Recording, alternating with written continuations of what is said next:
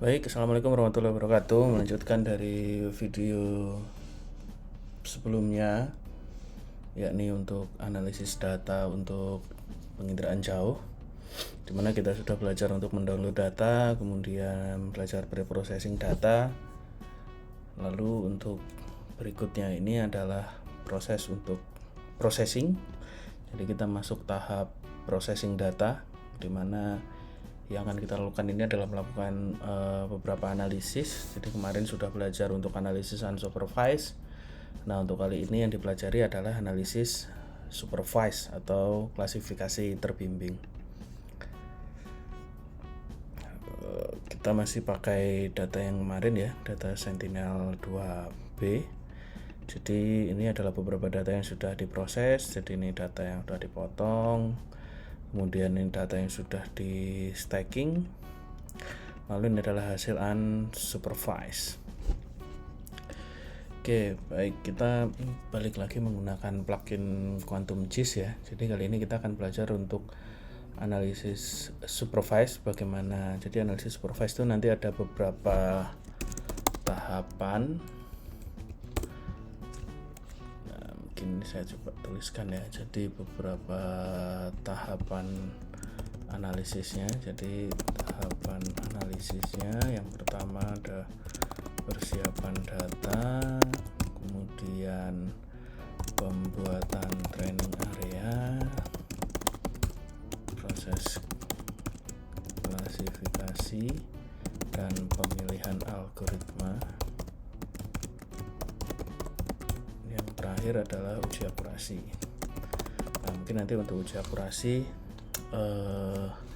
itu akan ada video tersendiri ya teman-teman, untuk bagaimana kita melakukan uji akurasi dan terakhir post processing.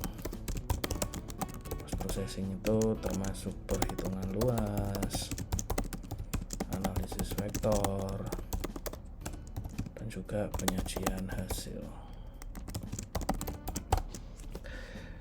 Oke, baik.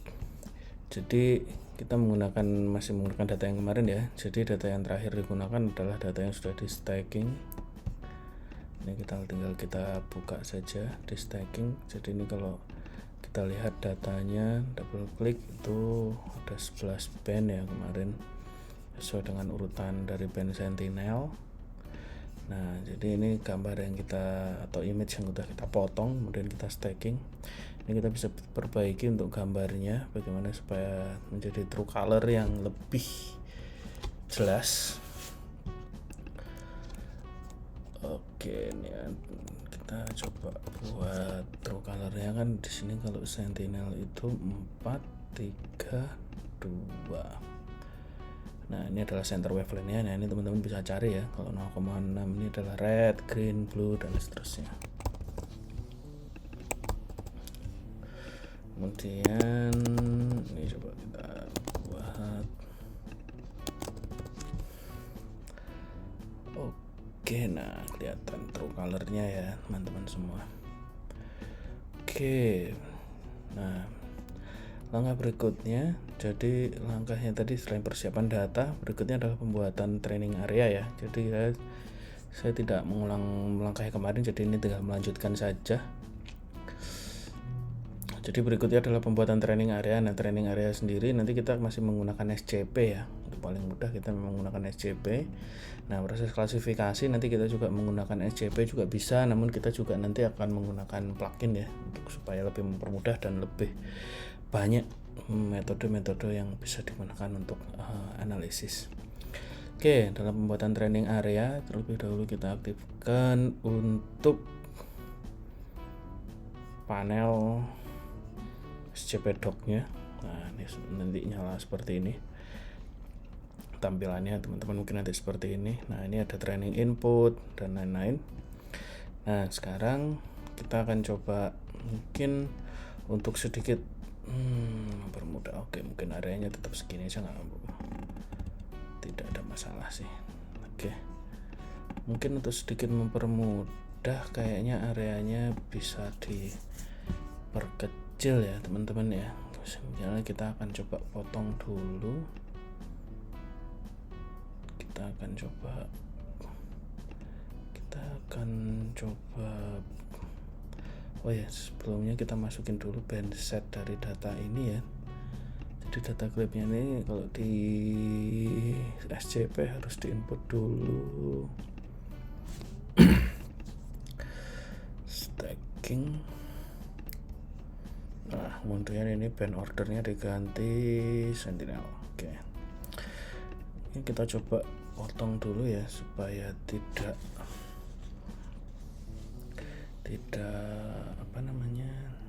terlalu luas. Jadi ini kita menggunakan ROI. Coba kita potong dulu ya area yang mungkin penggunaan lahannya lebih bervariasi. Kita coba buat ROI. Oke, areanya segini ya kira-kira ya. Menggunakan ROI, lalu kita coba run. Mungkin kita buat folder baru ya untuk proses processing.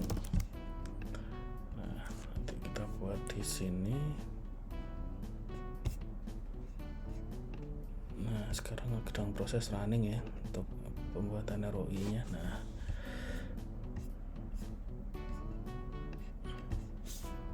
ini data yang sudah dipotong. Oh, ternyata dia masih dipisah-pisah lagi ya.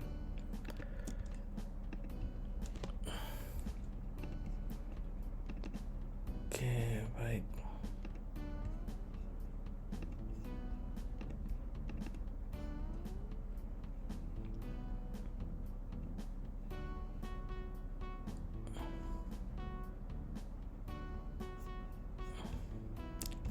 Sebentar.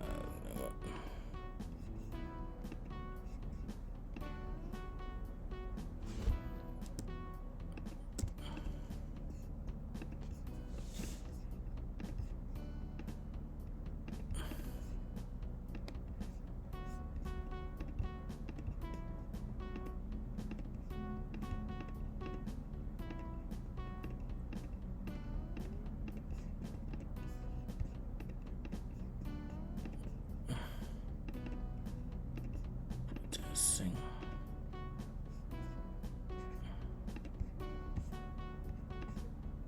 Untuk datanya ya, kita remove dulu karena ini sama ternyata. Kita input lagi datanya. Oke. Nah, ini sudah jadi ROI. Kita buat band red, green, blue 432. Ini range-nya kita coba. Oke. Nah, kurang cerah ya sepertinya. Kita tarik lagi histogramnya. Namanya stretching histogram ya, supaya untuk mempergambarkan lebih. Nah, oke, kita sudah dapat image true color untuk wilayah ini supaya tidak terlalu luas ya areanya untuk proses analisis, karena prosesnya biasanya cukup berat. Oke, kita masuk ke balik lagi ke sini. Ini bandset yang ini kita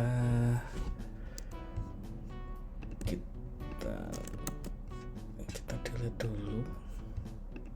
Oke, kita masukkan data yang terbaru ya, yang proses processing. Nah, ini datanya sama, ada 11 band juga. Kita menggunakan Sentinel. Nah, kemudian sekarang, ini kita harus masukin ke bandset dulu ya, sebelum masuk ke SCP-Doc tadi dan membuat training area ya. Kalau tidak seperti itu tidak bisa prosesnya. Nah, kita aktifkan lagi SCP-Doc-nya. Oke, masuk ke SCP-Doc. Kemudian bagaimana untuk cara mulai menambahkan training area? Training area itu artinya kita menandai ya area-area ini namanya apa. Misalnya, ini mangrove, ini pemukiman, ini air, lahan pertanian dan lain sebagainya. Nah, kita masuk ke sini ya, processing, kita masuk proses klasifikasi. Ya, klasifikasi. Untuk nama folder tidak harus sama ya, ini saya coba mempermudah aja. urutan pertama kita lakukan klasifikasi. Ini training sample, namanya tidak harus sama, yang penting jangan pakai spasi. Nah, dia akan muncul di sini ya, training sample. Nah, sekarang kita akan mulai untuk menggambar si training sampelnya. Mulai menggambar training sample. Nah, ini untuk MC ini makro class, ini class ID, jadi kita nanti fokusnya di makro class ya. Kalau class ID itu tidak perlu diperhatikan, tapi namanya nanti akan tetap sama. Jadi misalnya kita akan membagi 4 kelas ya, palingan di sini kita akan cek dulu ya. Di sini ada beberapa kelas yang secara visual bisa dilihat. Dia ada badan air, kemudian ini tambak garam, ini badan air, ada pemukiman, lahan pertanian, ada mangrove. Oke, kita akan coba 4 kelas dulu, cuma nanti dalam kenyataannya bisa jadi lebih dari 4 kelas ya. Misalnya tambak garam dan sungai nanti akan dipisah dari kelas-kelas tersendiri. Kemudian ada pemukiman, ada juga lahan pertanian dan lain sebagainya, atau mangrove dengan vegetasi non mangrove dipisah. Nah, itu nanti dalam proses klasifikasi bisa dilakukan. Jadi kita akan coba sepakati dulu ya. Jadi kita akan coba memulai pembuatan training area. Jadi kelas yang digunakan nanti untuk makro kelas 1 itu ada mangrove ya misalnya. Kemudian pertanian itu makro kelas 2, pemukiman 3, kemudian air 4. Nah, ini dibolak-balik urutannya nggak apa-apa, beda 1, 2, 3, yang penting angkanya. Mangrove semua, 1 semua, 2 semua, dan seterusnya. Oke, kita mulai dari kelas mangrove. Nah, ini kelas namanya juga tetap di kelas mangrove. Nah, kita akan coba lebih zoom lagi. Nah, berikut ya. Nah, ini kita akan mulai coba menggambar. Ini kan area-area mangrove ya. Teman-teman bisa cek. Nah, ini adalah kawasan mangrove. Nah, jika sudah, teman-teman jangan lupa ini di input di sini bagian ini. Klik. Nah, akan muncul di sini. Kalau belum di input di sini berarti dia masih belum terhitung sebagai training area. Nah, nanti ini akan dibuat mangrove juga. Nah, ini nggak usah di ini ya, kecuali kalau nanti ganti kelas baru dirubah. Ini dia akan nulis kelas ID-nya akan nambah 1 lagi, 2, tapi makro kelasnya tetap 1. Kita gunakan nanti makro kelas mangrove. Kemudian kita akan cari lagi tempat mangrove-nya.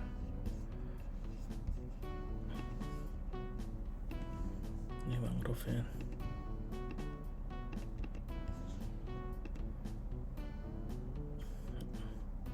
Nah, mungkin kita tambah 1 kelas lagi ya. Tambah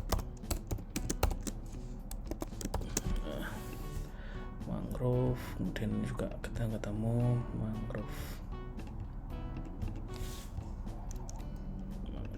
Oke, enggak, ada 4 lah, 4 titik. Kemudian kita masuk ke kelas berikutnya yaitu pemukiman. Nah, pemukiman itu ada beberapa spot ya dalam gambar ini. Lihat ini pemukiman, ada pemukiman. Nah, oke, kita ganti ini jadi 2. CID-nya nanti terus saja bertambah nggak apa-apa. Pemukiman. Oke, kita tambahin lagi pemukiman di sini. Pemukiman kita tambah. Oke, nah dia makro kelasnya akan berubah ya. Kemudian ini kita tambahin juga pemukiman. Lalu kita tambah lagi di sini, mana pemukiman.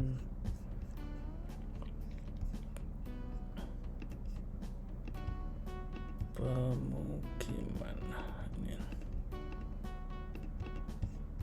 pemukiman. Kita cari lagi mana ini ya, kawasan pemukiman.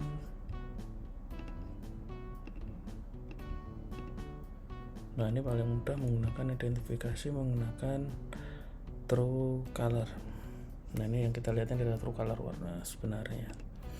Teman-teman juga bisa sebenarnya menggunakan teknik false color ya. nanti bisa dicari bagaimana untuk menyusun false color itu. Nah, main-main di simbologi aja sebenarnya.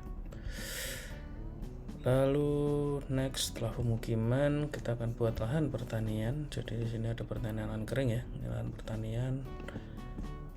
Nah, ini juga lahan pertanian. Oke, kita akan buat lahan pertanian.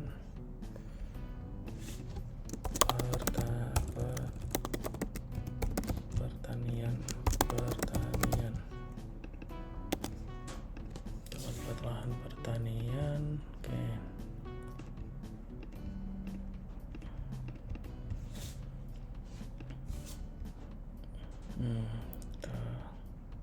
Lahan pertanian ya, kira-kira pertanian. Kemudian kita juga buat bagian di sini ya. Ini sepertinya juga lahan pertanian, lahan kering ya. Mana tadi? Oh, ini dia. Pertanian lahan kering. Oke, udah cukup. Berikutnya 3, kelas keempat itu adalah badan air. Kita ngomongin badan air. Oke, badan air. Nah, di sini badan air utamanya itu sungai ya, di sini. Karena tambak nanti akan kita pisah. Berarti langsung harus 4 air saja. Nama kelas jangan sampai ada spasinya ya. Diusahakan. Di badan air. Kemudian oke, ini kan air ya. Ini air. Kemudian ini juga masuk ke air.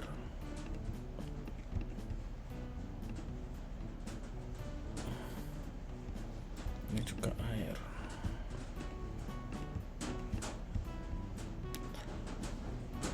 Oke, cukup. Dan kelas yang kelima itu adalah tambak garam. Itu kita bilang tambak lah di sini. Kita akan juga buat kelas-kelas tambak ya. Kelas yang kelima ini tambak. Nah, ini kita masukkan buat kelas tambak. Nah,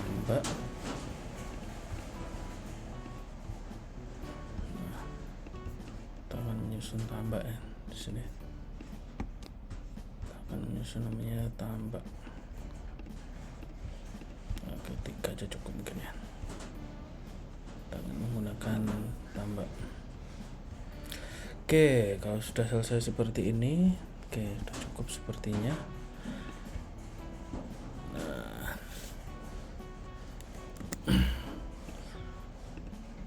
Nah, langkah berikutnya adalah proses klasifikasi. Otomatis tersimpan ya teman-teman ya. Jadi langkah berikutnya adalah proses klasifikasi. Kita bisa menggunakan SCP. Ini menggunakan band processing yang ini ya. Ini teman-teman, ini kalian tutup nggak apa-apa, udah tidak di ini lagi ya. Nah, ini menggunakan SCP masuk ke processing classification. Nah, ini bisa masuk langsung ke sini ya. Nah, ini ada beberapa metode yang digunakan ya, maximum likelihood, minimum distance, dan lain sebagainya. Kita akan coba yang paling sederhana dulu, menggunakan maximum likelihood ya. Ini use trainingnya adalah macro class, jangan yang class ID ya, macro class ID. Kemudian ini masuk ke run. Nah, ini hasil klasifikasi ya, namanya MLH, maximum likelihood. Ini kita menggunakan maximum likelihood gitu aja. Pertama, ini settingannya di sini tanpa saya ubah sama sekali ya, masih ikut dengan pertama. Hasilnya seperti apa coba kita lihat. Ya, ini proses running ya masih. Oke, masih ada yang fail ya sepertinya. Atau mungkin kita coba pakai metode yang lain ya. Kita bisa menggunakan random forest mungkin. Random forest kita bisa pakai ini rf menggunakan scp.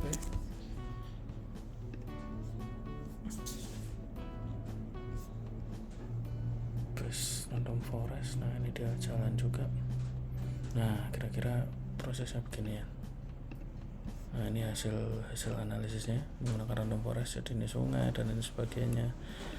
Nah teman-teman nanti bisa nah ini masih ada beberapa yang tidak pas ya teman-teman ya.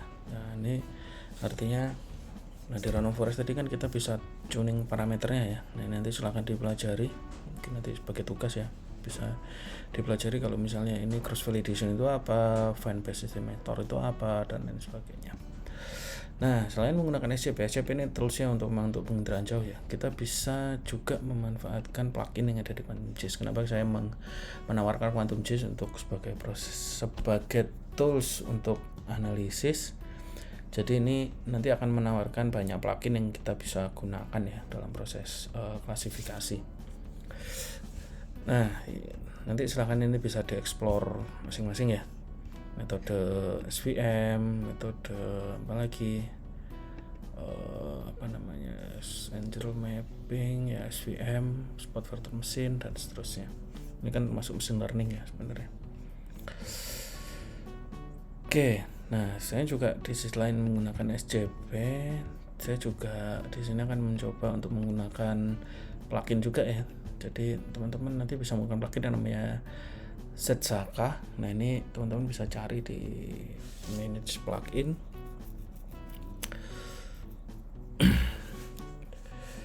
Oke, bisa dicari ya pluginnya yang digunakan. Tapi ini harus connect internet ya untuk download plugin.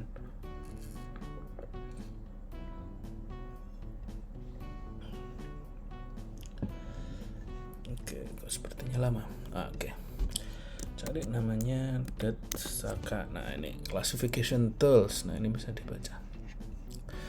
Sebenarnya selain Zscaler juga banyak yang bisa teman-teman gunakan ya. Classification. Dan di sini ada macam-macam neural network dan lain sebagainya yang lebih ini ya. Dan kita menggunakan Zscaler, nah nanti langsung install, tinggal ditunggu saja. Nanti munculnya dia bisa di sini, atau kalau misalnya pengguna Windows nanti bisa muncul di tempat yang lain, karena biasanya settingan Windows dan untuk Unix system itu berbeda. Nah kalau misalnya di Zscaler itu kita tidak perlu banyak melakukan tuning untuk model, jadi dia itu sudah default yang base model biasanya digunakan. Nah sebelum masuk ke Zscaler kita export dulu ya training layernya ini dalam format shapefile.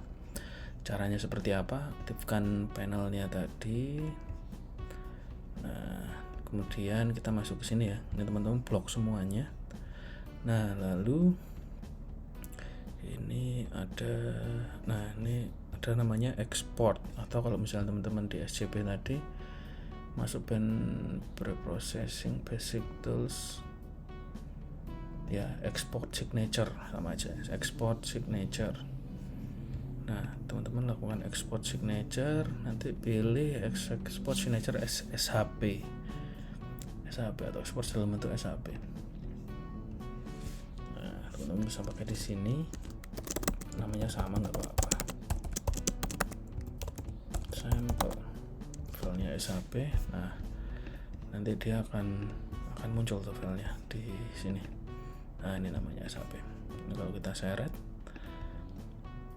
nah dia akan, nah ini dia lokasi ininya. Nah ini kalau kita buka, nah seperti makro class ID-nya dan seterusnya. Nah kita yang gunakan nanti makro class ya. Nah masuk ke plugin Zscaler. Nah nanti kenapa kita pakai Zscaler, karena keunggulannya seperti ini. Masuk ke classification doc, nah, dia akan muncul lagi di sini. Nah training sampelnya kita pakai, nah ini jangan pakai yang SCP ya, kita pakai yang training sample.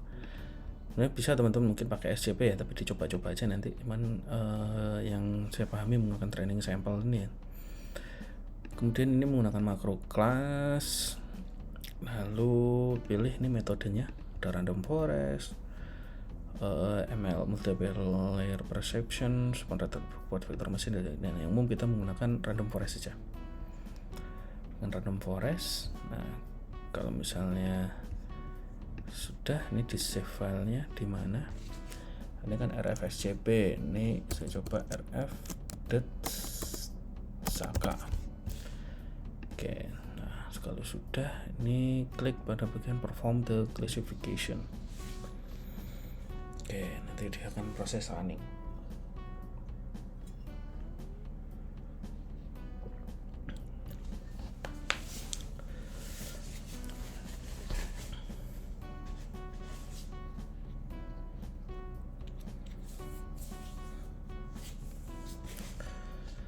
Kita tunggu sebentar. Ini masih belum keluar ya, masih proses running. Nah, ini kalau misalnya tadi datanya tidak teman-teman klik, nah proses runningnya ini juga akan semakin lama. Nah, ini dia hasil menggunakan Detsaka. Ini kita untuk aman kita close dulu ya. Nah, ini kita bisa rubah dalam bentuk unique value. Kita classify 0, 1, 2, 3. Yang 0 kita hilangkan dulu, 1, 2, 3, 4, 5 sesuai dengan urutan ini tadi ya, 1, 2, 3. Nah, ini dia, jadi kelihatan lebih rapi ya untuk menggunakan Detsaka ya. Nah, ini bisa terlihat, nah pola sungainya, pola ininya ini lebih mangrove, sungai dan lain sebagainya terlihat lebih ini daripada menggunakan random forest. Nah, random forest tadi sepertinya tuningnya masih perlu diperbaiki. Nah, SCP menggunakan Detsaka lebih bagus ya, karena ini tuning modelnya sudah pakai base modelnya. Nah, ini kita masuk area mana aja nih? Ini mangrove. Nah, ini kalau dilihat di true colornya kelihatan ya. Mana ya? Area mangrove, area nomor 5 ini tambak ya, teman-teman. Nah, ini tambaknya juga terpetakan. Cuman ada beberapa yang tidak ini ya, pemukiman, terus area pertanian dan lain sebagainya. Nah, nanti berikutnya adalah menguji akurasinya ini. Oke. Nah, berikutnya ini kita kalau misalnya sudah melakukan processing ini, nah ini kan kelihatan tuh kelasnya mangrove, tambak dan lain sebagainya. Post processingnya nanti di ini akan diekspor dalam bentuk vektor untuk dihitung luas dan lain sebagainya. Nah, mungkin untuk materi supervised classification mungkin cukup sampai di sini ya. Jadi nanti silahkan bisa dicoba di lokasi yang lain dengan metode yang sama seperti yang tadi.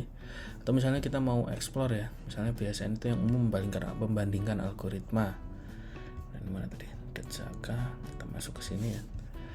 Kita coba explore membandingkan algoritma. Jadi ini kita coba menggunakan spot vektor mesin SVM, lalu kita coba di sini RF ini maksudnya spot random forest ya, SVM. Kita akan coba ya kan SVM. Nah, ini kita menggunakan SVM, lalu kita perform classification ya. Apakah ada perbedaan?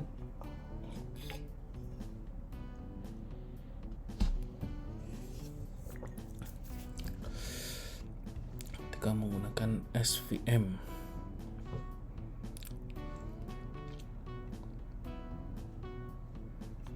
Oke, sepertinya sedikit ada. Wah, ini kok runningnya 2 kali ya. Coba saya remove dulu.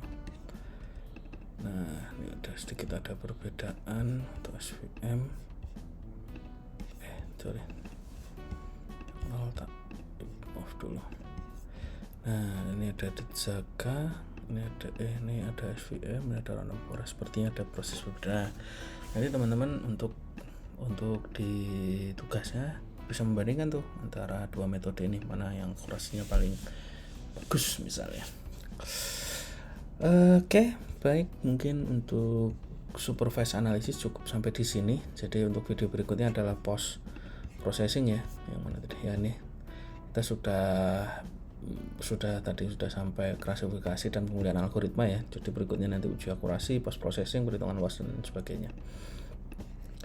Oke, terima kasih. Semoga video tutorial ini menjadi bermanfaat.